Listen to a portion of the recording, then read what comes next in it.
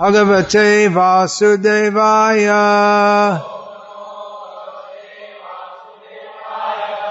Om Namo Bhagavate Vasudevaya. Om Namo Bhagavate Vasudevaya.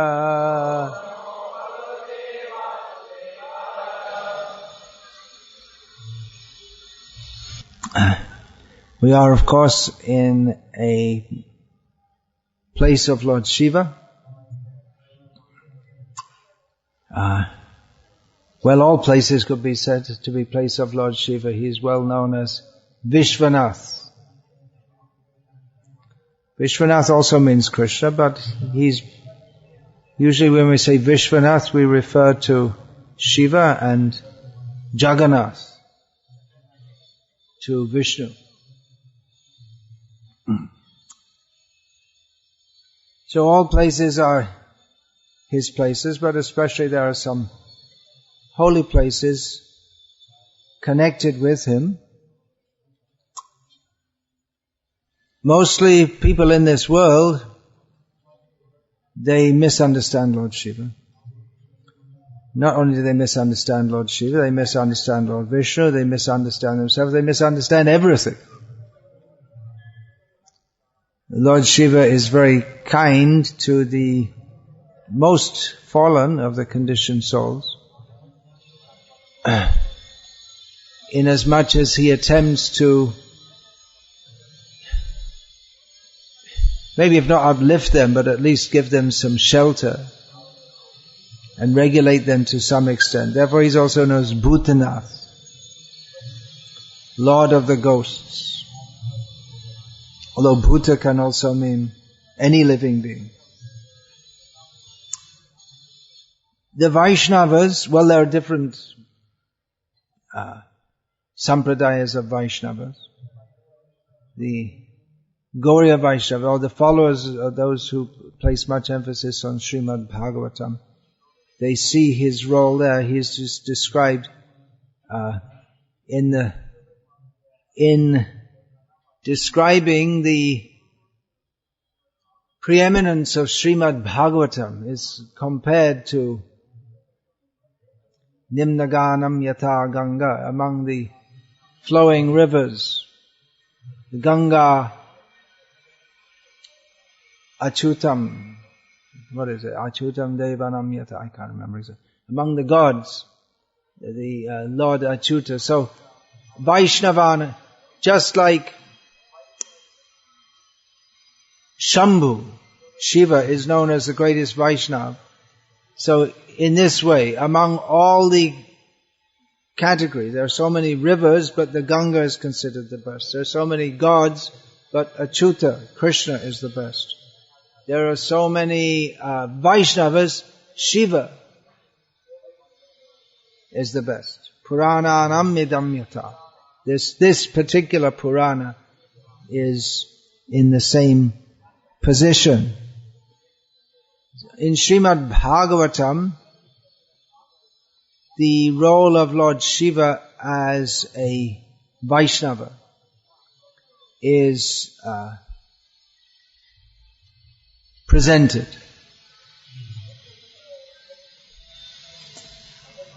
There are many prayers chanting the song of Lord Shiva, many prayers of Lord Shiva, in which, as we find in many of the prayers of Bhagavatam, they are praising the Supreme Lord by making statements that we would call philosophical statements about Him. They praise His qualities, especially His greatness, how He is Bhagavan. Srimad Bhagavatam describes how He is unique above all other living beings, including Lord Shiva. And Lord Shiva is considered the greatest Vaishnava. Sometimes that's considered controversial, but it is a statement of the Bhagavatam, because in different places we'll find different Vaishnavas, they're considered the greatest. And different Vaishnavas, they may have great respect for a particular other Vaishnava and say he's the best, as we find in Brihad Bhagavatamrita, which expands the topics of Srimad Bhagavatam. We find that one devotee is considered by another devotee to be the best of devotees, and then when that devotee is questioned about this, he says, no, actually someone else is the greatest devotee. And then when he's questioned about, no, someone else is the greatest devotee. When we're measuring infinity, who is the greatest? All of them have infinite. Vaishnav means they have infinite love for Krishna. Still, mathematically, it's easily provable that some sets of infinity can be greater than than other sets of infinity. But anyway, in our position of infinitesimality, if there's such a word, we are in a position of being very closed up. Our consciousness is just closed up. We're not open to the infinitude of Bhagavan. In a very closed-minded, small-minded mentality. That's Bhaktivinoda Thakur in his Chaitanya Shikshamrita describes the development of consciousness. In the beginning stage, our consciousness is very closed up. We think in terms of I, me and mine. And even if someone is a great welfare worker of this world, feeding people and opening hospitals, but their whole consciousness is restricted to the understanding of reality being this mediocre planet in the whole material existence, which is it's all mediocre at best. It's forgetfulness of Krishna means that our consciousness is practically like being unconscious. Achaitanya midang vishvam. We're all as if we're not conscious of actual reality. We are Satchidanand, but we are unconscious of our position of eternality, truthfulness, reality, clear consciousness, clear knowledge, and bliss. We're cut off from that. Just a little bit of consciousness comes through, and that's also perverted. So our consciousness is infinitesimal. And to be Krishna conscious means to be conscious of the infinite. Mostly people think that the infinite, can't have any form or qualities, but as Srila Prabhupada often pointed out with very simple logic, the infinite includes everything. So we can't say that it's a logical fallacy to state that the infinite and supreme is lacking in anything which the infinitesimal beings have, such as form. So Lord Shiva, he is very kind and he helps. A Vaishnava means he should be very kind and try to help others to attain the state of being Krishna conscious. Following Chaitanya Mahaprabhu's advice to the Kurma Brahmana, which he repeated as he travelled throughout South India. Jare deko tare koha Krishna upadesh, amar agyai guru hoya taro edesh. Whoever you meet, whoever you see, instruct them in the science of Krishna. In this way be a guru and deliver this land. So following this injunction, giving much importance to this order of Chaitanya Mahaprabhu, Srila Prabhupada, he founded his International Society for Krishna Consciousness as a preaching movement meant for expansion, means to expand the jurisdiction of the spiritual world within the material world, to bring to the material world the spiritual world and expand it everywhere, so there's no material world left. As Srila Prabhupada several times said, this whole world can become Vaikuntha if people just agree to follow the process of Krishna consciousness. Srila Prabhupada started his International Society for Krishna Consciousness in a storefront in New York City in 1966. He didn't really have any followers, not any really deeply committed followers. And those that signed the papers of incorporation, it seems to them that it might have seemed something like a joke, founding the International Society for Krishna Consciousness. Just like children, they may declare themselves, I'm the king, you're the minister, and they might have considered it just a joke, an old man's fancy. It's with no facilities, no followers, no money, some rented storefront in which they were just scraping to pay the rent in a storefront, a tiny building in a derelict area of New York City. International Society for Krishna Consciousness. Srila Prabhupada had the vision for preaching Krishna consciousness all over the world. So, by Srila Prabhupada's mercy, by his vision, by his dedication, by his pushing his disciples to preach, now this Krishna consciousness movement is widely spread and it is a preaching movement.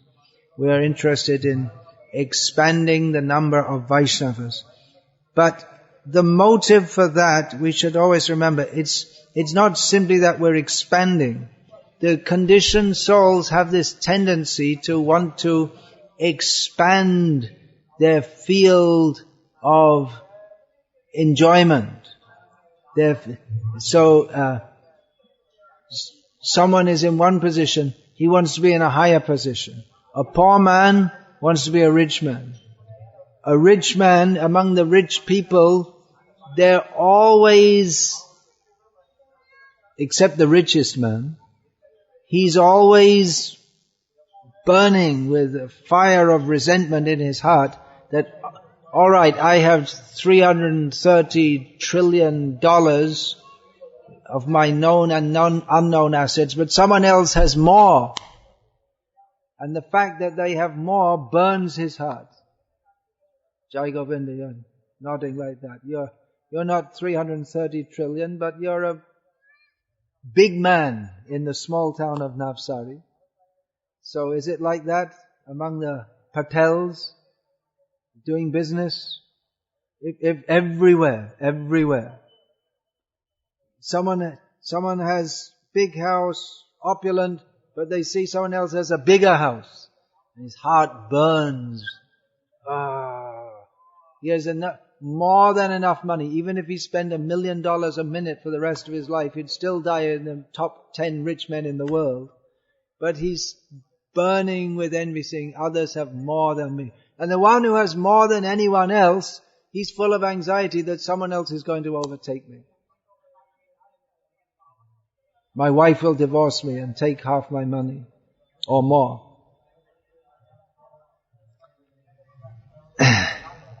Now this is the material world where everyone wants to expand and expand more and show I've got more than others. So our preaching should not be on that basis. We cannot actually preach if we do so with a materialistic outlook. If we do so with the idea that now I'm expanding my territory, now I'm expanding my followers, I'm showing myself to be more than others. We can take this pure philosophy and practice of Krishna consciousness and promote it here and there and bring people to Krishna consciousness with almost completely materialistic attitudes. But the problem is that even though people do it is possible to bring people to Krishna consciousness, especially in India. I mean, if you can get people to follow, I shouldn't say the names here because it's a public place, but you can just choose your own bogus guru. If they can do anything and say anything and get people to follow them. Of course, in Krishna consciousness we have some rules which makes it more difficult. But people will come. But they'll also be infected with the same mentality. They'll also expand more and more, and it all looks very good. But if it's with the mentality that I'm expanding my kingdom, something like, what's this? This Amway? This, what's that called?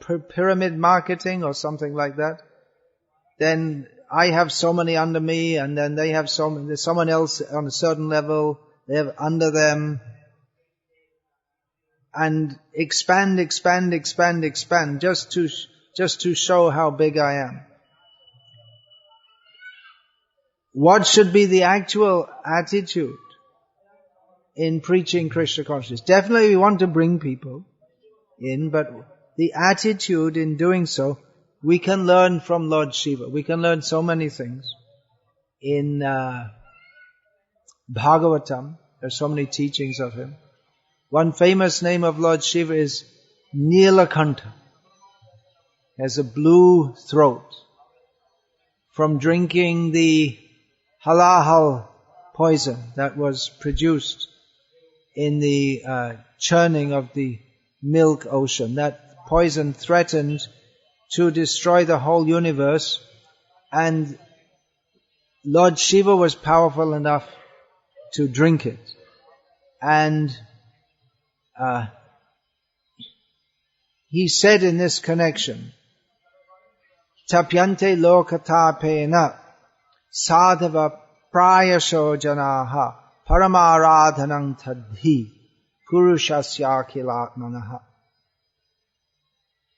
He said that it's generally seen among saintly persons. It's their general characteristic that they accept difficulties for the sake of relieving the difficulties of people in general. This is the best way to worship the Supreme Personality of Godhead who is situated in everyone's heart. One point we can deduce from this is that poison was so virile that even for Lord Shiva, he was able to swallow it and hold it, and it made his throat turn blue, which is why he's known as the blue-throated one. But it must have been some pain for him also. Otherwise, why does he say this? It must have been some suffering, that burning of the poison. So that the saintly persons, they are prepared to take trouble for the sake of relieving the trouble of others. Actual compassion, seeing the suffering of others. They take trouble to try to deliver them. Srila Prabhupada often cited the example of Lord Jesus Christ, who was prepared to be, and actually was crucified. They wanted to kill him for his preaching of love of God. Srila Prabhupada also cited the example of Haridas Thakur, who was preaching Krishna consciousness, was beaten in 22 marketplaces. The idea was to kill him. Why do they accept such suffering? To relieve the sufferings of others. And Srila Prabhupada would speak like this. It's there in his books. Again and again, and we'll find such topics described. And in this way, he was able to motivate his disciples to accept so much difficulty going all over the world, going out in their own cities, in the cold weather, distributing books, being insulted, being beaten, being arrested, not all the time, but not uncommonly also. Because they thought, they understood from these teachings that to have the opportunity to accept difficulty in the service of Krishna so that others can be elevated, that is a great opportunity. Krishna becomes very pleased. If we're interested in a comfortable life, then we cannot properly preach Krishna consciousness, because either or both, physically there will be discomfort, mentally there will be discomfort, but discomfort or more, up to the stage of even they may take our life. There was in 1976, I believe it was, there was tremendous pressure on our movement from certain persons in America who were making court cases, accusing the leaders of our devotees of being brainwashing, very heavy pressure to stop our movement or to crush it. Srila Prabhupada wasn't perturbed. He said, don't be perturbed by this. There will come a time when they will shoot on you. They will go to kill you. Srila Prabhupada expected that there would be more action against us. He sometimes said, I'm surprised that the governments of the world, they don't try to stop me. Because if you see his message, if this message becomes popular, then all the brothels and the slaughterhouses, the distilleries and breweries, they'll all have to close down. Then where will be the economic progress? It will. Yesterday, in Veraval, I saw one poster advertising. What was it? Something Gujarat. They used to say Garvi Gujarat. Now they say something else. What's the latest slogan? Vibrant. What's the Gujarati? Anyway, something like that. Vibrant Gujarat. It was written in Gujarati. So they had a picture of Somnath temple, they had a picture of some industry, and they had a picture of fishermen bringing in the fish. That's part of the Somnath life. So, if people become Krishna conscious, then not only in the West, but here in India also, there may be so much opposition if more and more people become Krishna conscious.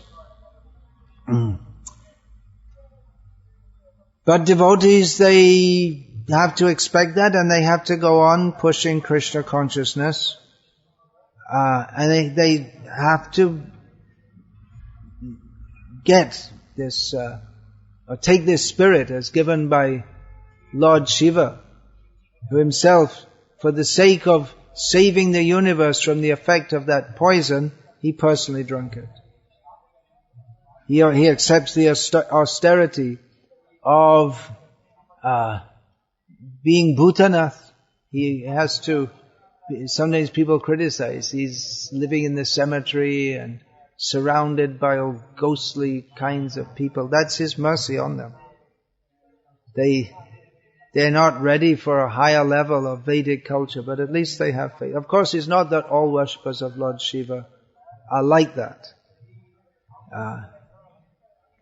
But that's one aspect of Lord Shiva.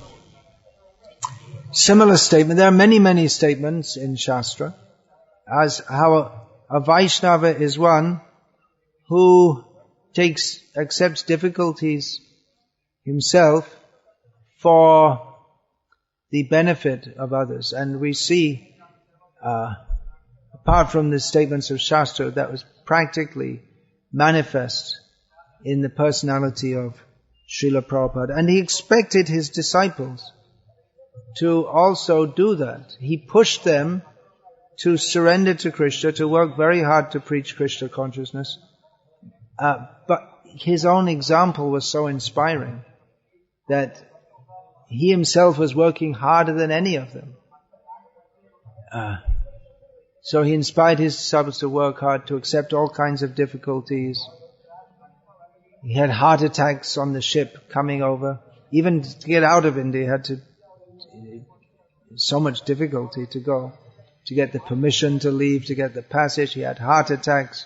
You might have thought after the heart attacks on the ship, he would think, okay, I'll just recover in America and get back to India, so I have to go and die in Vrindavan.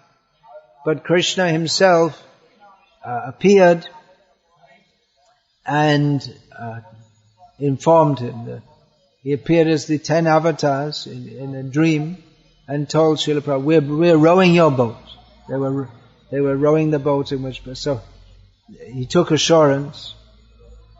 So many difficulties. He might have thought, of course we shouldn't speculate about the pure devotees, but practically the first people who were coming to him, they were similar in many ways to the ghosts who surround Lord Shiva, in the mode of ignorance, drugged, involved in illicit sex, very low consciousness. But Srila Prabhupada found in them also a spark of interest in Krishna consciousness and fanned that spark. So many statements. Paradukha Dukhi, Sanatana Goswami is described as being one who is unhappy in the unhappiness of others. Naivod Paraduratyaya Vaitaranyastrat Virya Gayana Mahamrita Magna Chittam Shochetato Vimukacheta Sa Indriyata Maya Sukhaya Bharamudvahato Vimurha. Prahlad Maharaj expressed his distress. Not that he was distressed by being tortured by Hiranyakashipu. Hiranyakashipu was so frustrated with Prahlad because such terrible tortures and punishments and Prahlad remained Prahlad, simply happy. Send the elephants to crush him, and Prahlad, Hare Krishna, not in the slightest bit perturbed. He was always happy because he had no fear of material existence. He was always happy in remembering the names, forms, qualities and pastimes of Krishna. But his one unhappiness is that he saw all the foolish people unnecessarily accepting difficulties in this material world to try to be happy within it, which is not possible. Prayena deva munaya svabhimukti kaman maunang charanti vijane naparatanish. What's the next line? Naitan vihaya vimukachetasa naparatanishta. There are many saintly persons who, for their own spiritual benefit, they leave the world, they go to the hills and the caves, they observe vows of silence, but they're not concerned with the benefit of others. They don't think, for my own sake I'll go away and I'll do what I like to think, what I think would be good. Even in Krishna consciousness, we may think, well, I have to arrange everything for my own spiritual advancement. Naparata nishta, and then what's the next line? Naitan vihaya kripana vimamoksha eko. They're miserly persons. They're only interested in their own liberation. So Prahlad Maharaj criticizes that. It's not enough to be a Vaishnava for your own sake. That's neophyte level. That Acharyam eva haraye pujang yah shraddhaye hate. Natad chanyeshu bhakteshu sabhakta prakrita smita. He's not really on the spiritual level if he's simply interested in worshipping Krishna, but he's not interested in others or even other devotees.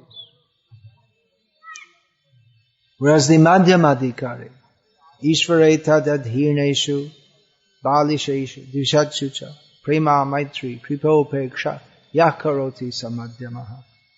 Preaching Krishna consciousness is meant for the Madhyamadhikari Vaishnava, who sees God and loves Him. He sees the devotees and befriends them. He sees the innocent people and is merciful to them. And the envious, he avoids them. So the mercy. Not that he puts himself on a very high pedestal. I'm very high, you're very low, now I'm going to give you my mercy. He doesn't think like that. He thinks that by the inconceivable mercy of Krishna received through my spiritual master, I am fortunate enough to be engaged in Krishna consciousness. It's the desire of my Guru that these people who now, by the vision that the Gurus have given to me, I'm able to perceive how people are suffering so much without Krishna consciousness. So on the order of the Guru, and with a desire to help others to come to also receive the mercy of Krishna, a Vaishnava preaches. There are many such statements. Here's one from Narahari Sharkar in his Krishna Bhajan Amritas. Swadukhanai paradukhani nashayanti mahajana. Parartha, same word. Parartha eva sadhunam vibhuti jivanam sukham. So a great personality, great devotee, is one who accepts difficulties, dukkha, who accepts what may appear to be distress in order to destroy the distress of others.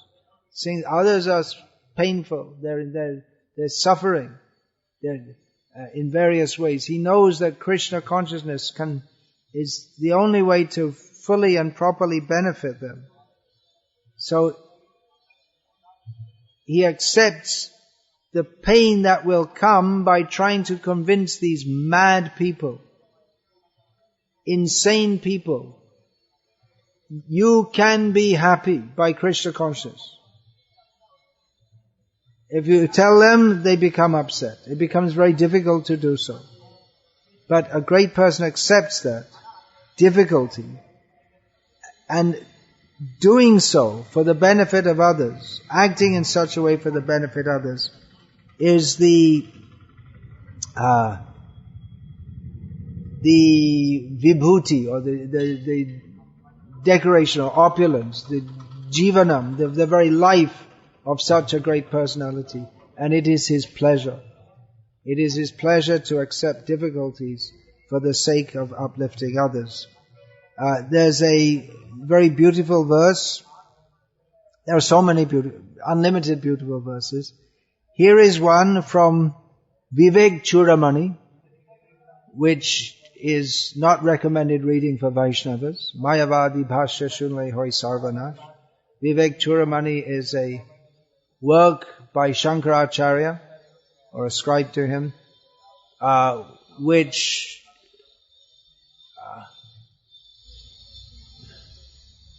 describes how one should differentiate between this world and the spirit, and in this way understand that one is God. So it's not recommended reading. But in the spirit of taking nectar from a pot of poison, or taking gold from a dirty place. Shankarites would be very unhappy if they heard this, but it should be said. There's a very beautiful verse therein. Shanta mahanto nivasanti santo vasanta valloke hitam charantaha tirna swayang bhima bhavarna vangjanan ahetuna nyanapi tarayantaha. The mahanta, they live in this world, great saintly persons. They're peaceful by nature, good by nature. They are fresh and pleasing, just like the spring season. And they live and move in this world simply for the benefit of others. They have themselves personally crossed over the terrible ocean of material existence, Bhavarnava, the ocean of coming into being. Anyway, I didn't discuss the Mayavadi's wrong ideas here. The ocean of birth and death. And without any cause other than to benefit others. They live in this world. They try to uplift others. So of course Shankara, he's actually a great Vaishnava. He is Lord Shiva. So the Vaishnavas, they can properly understand the purport of this. Whereas those who claim to be his followers, who accept his philosophy of Jiva and Ishvara being the same, they can't understand this statement. This statement refers to Vaishnavas. They are very interested. They come to this world, or they live in this world for the sake of uplifting others. This is a very high platform to uplift others. One should be elevated oneself.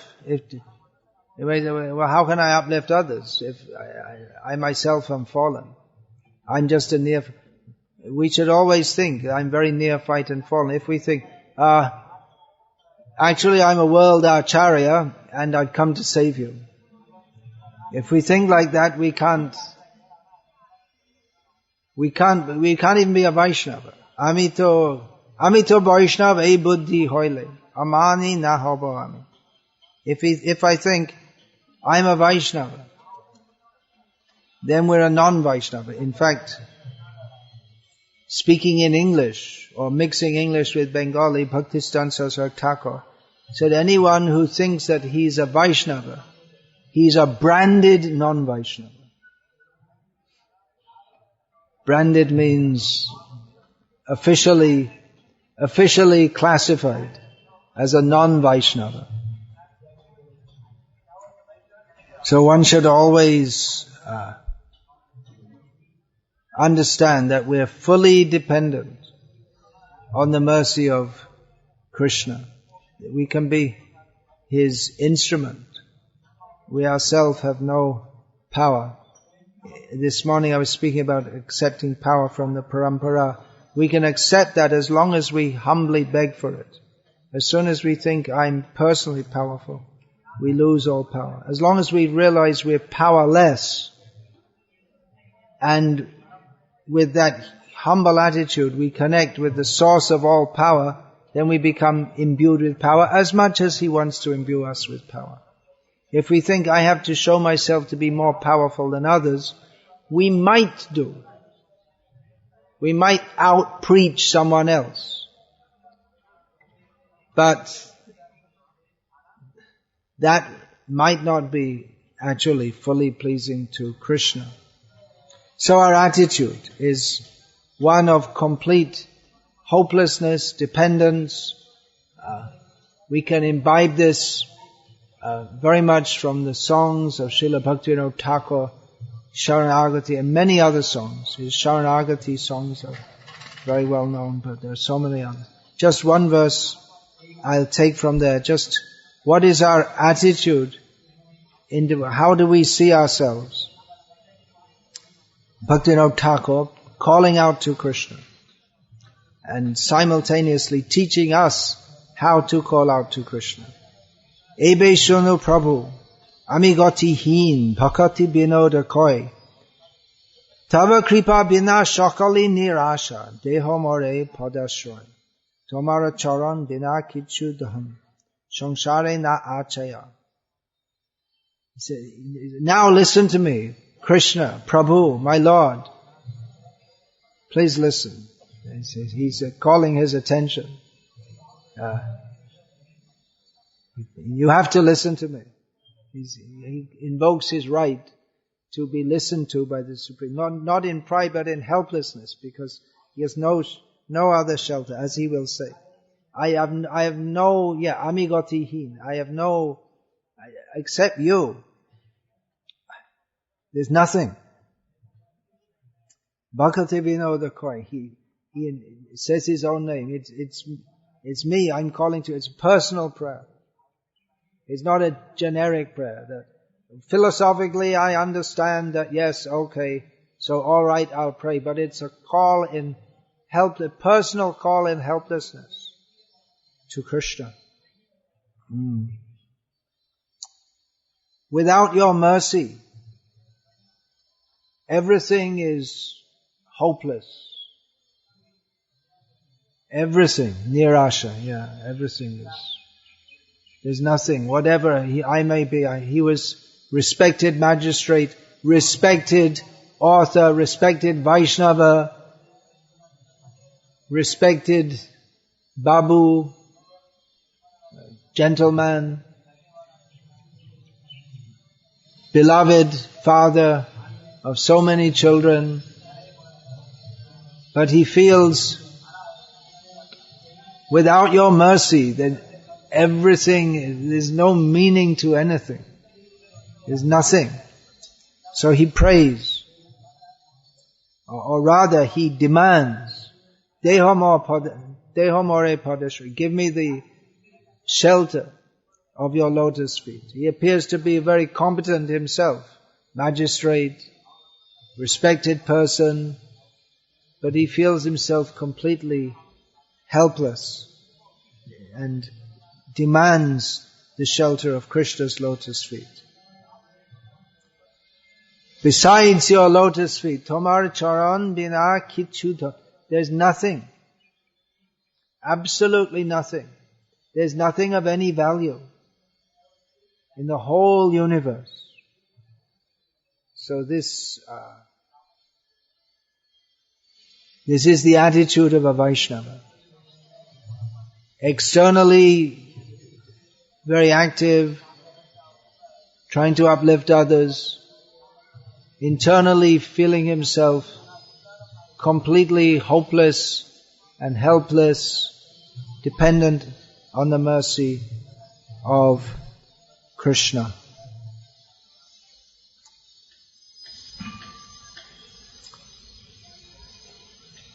So I'll just have a few minutes. I'll take this opportunity to thank you all again for coming.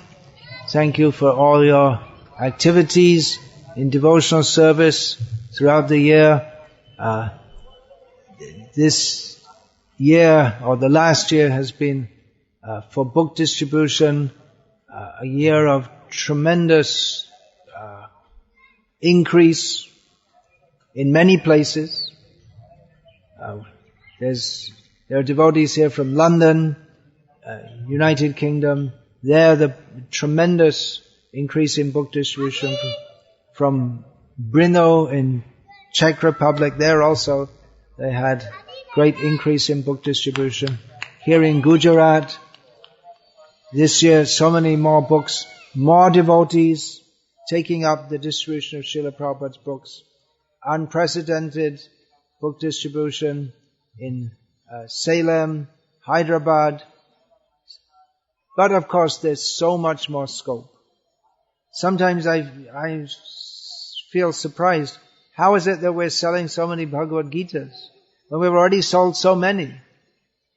You'd think that everyone would have, but no. There are so many people who don't have them. There's still so many more who don't have them. Just like yesterday, Radhesh Prabhu announced first time in Veraval, Harinam Sankirtan. It's not the first time, but it's the first time in many years that there's been big Harinam Sankirtan. There used to be traveling parties going all over Gujarat, and definitely they must have come here many times, and they sold so many Bhagavad Gitas. That was a generation ago. It needs recovering, and the recovering, we need to cover it all again. And Gitas, then we also have to distribute small books, we shouldn't think only Gita. The small books, we can put them in packs of 100 rupee packs, 5 books, 6 books together. So much important instructions in science of self-realization, life comes from life, perfect questions, perfect answers, very easy for people to access. People who are used to, whose reading is not more developed than Gujarat Samachar at best, then for them to get into the philosophy of Bhagavad Gita might be very difficult. Perfect questions, perfect answers is an ideal way to bring people into these topics which they never think about. But without thinking about, their whole life is completely spoiled. So the small books are also very important. We want to give sets of books, and then the people who are taking the sets, others also, and take this Bhagavad Darshan magazine. Prabhupada gave so much importance to this Back to Godhead magazine. So things are expanding in so many ways. We've seen the Gurukuls expanding, the Varnashram projects are going on, steady, developing. There's so many good signs, but there's so much more to do. We can't do it all. We're seeing the Gurukul children and hoping, investing so much energy in them, that they should take it forward. Some of them are coming forward for initiation now. Day after tomorrow, some of the Gurukul boys are being initiated. But they should also realize now you're not a boy. Now you have to accept full responsibility for your own spiritual development and for pushing on the mission of Srila Prabhupada and Chaitanya Mahaprabhu. So I thank you all for your efforts, all of you, in the year past. Again, there are monkeys and big monkeys with big rocks, and there are squirrels pushing sand. Everyone has to act at their own capacity.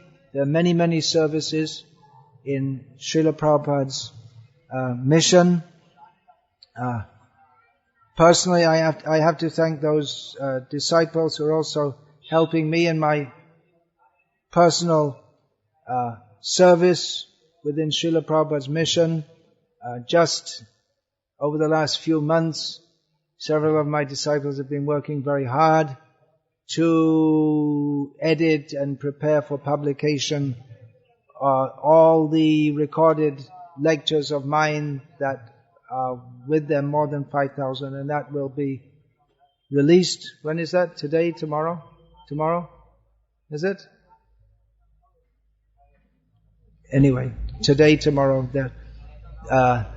they'll be made available, which is it helps me in my preaching, because I have certain things to say in Srila Prabhupada's service, which the more widely it's spread, the more widely it's broadcast, the more effect it has. And practically we're seeing that since some years ago, Madha Prabhu had the idea to put my lectures on the internet, and devotees in various parts of the world, some devotees have been appreciating that. Madha Prabhu has gone on to make his life service promoting all the audio and video recordings of Srila Prabhupada in various ways to very seriously promote the glories and teachings of Srila Prabhupada.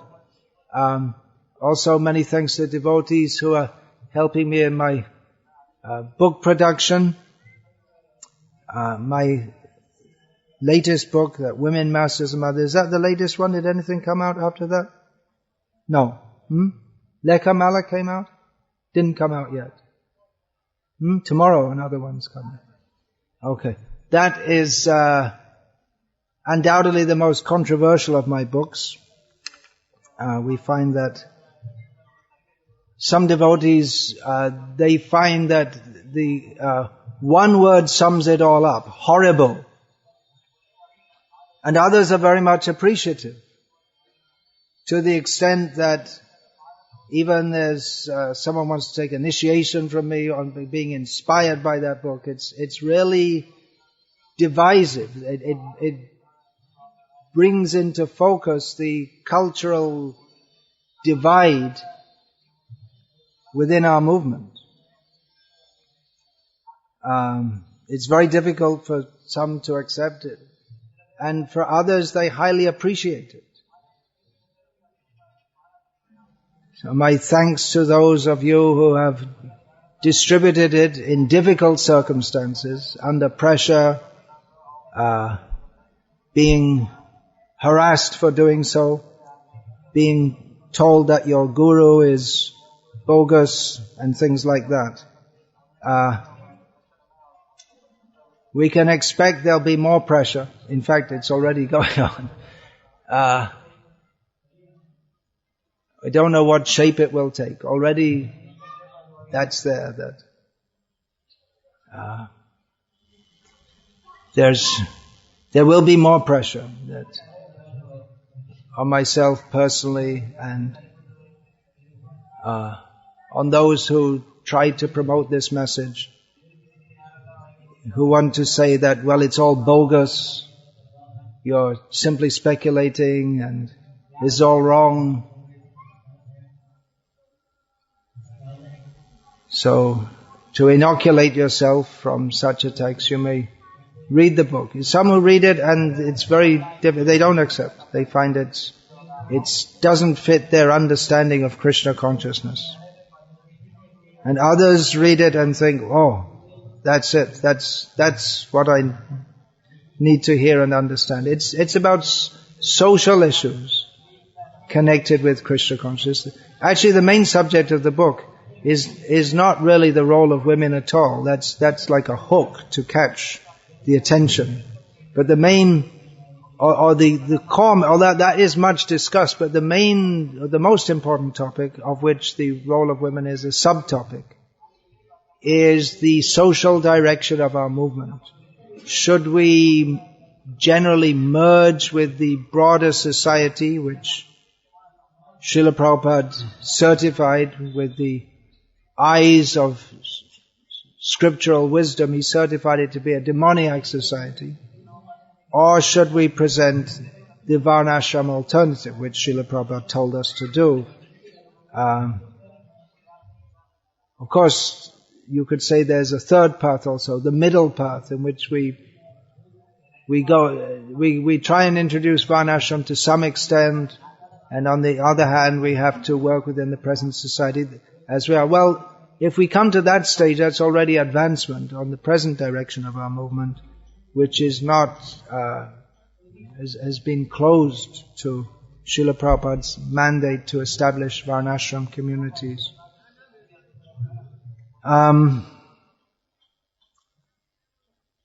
Anyway, it's a controversial message, no doubt. But if the Krishna consciousness movement is to succeed in the way that Srila Prabhupada wanted it to, then there will be massive societal changes. Slaughterhouses will be closed down. Maybe the factories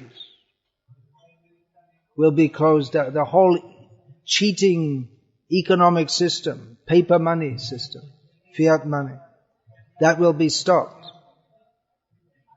So then undoubtedly there will be much opposition to this, but if we are going to start to bring in this revolutionary change, revolution meant for the benefit of others, so we can live in a sane and stable society, so that in a peaceful situation we can prosecute Krishna consciousness. To bring in that peaceful situation, we may have to go through some turbulence, but we should make a beginning. So if we experience some turbulence even within our society because we advocate such things, that's not surprising. So don't be surprised if you are enthusiastic about the message of that book and others come to you, especially this may happen to the female devotees. Others will come to you and try to deprogram you and tell you, no, it's all wrong and you shouldn't follow all this. It seems that the next year will be an interesting one. It's always interesting, Krishna consciousness, but maybe more interesting than others. So be strong. What's that? Keep the faith. What's that? Can you remember? Stay strong, keep the faith. I'm quoting from a Vaishnava Acharya. Hare Krishna. Whoops. All right, so we'll finish there for now to keep the time schedule. Hare Krishna. All glories to His Divine Grace, Srila Prabhupada.